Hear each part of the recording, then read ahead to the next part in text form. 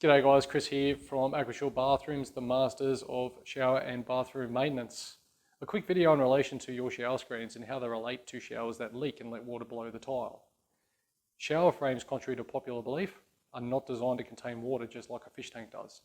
Water gets into them through all their tracks and their joints, the working parts, etc., which means that unless that shower frame comes off in order to accurately and effectively seal up the joints below, the shower is going to continue to leak. So you can do everything perfectly inside that shower recess, but unless that shower frame comes off, the shower will continue to let water underneath the tiles.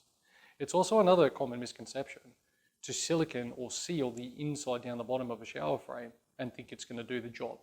In fact, it's quite the opposite, because all it does is on the outside of the shower screen and the inside of the shower screen, you've just created a moat channel for water to get in through the shower frame, find its way down into those unsealed joints and continue to cause damage below the surface. If you think that you have an issue within your shower, give us a call. Organise yourself a free leak check on 3466 4982.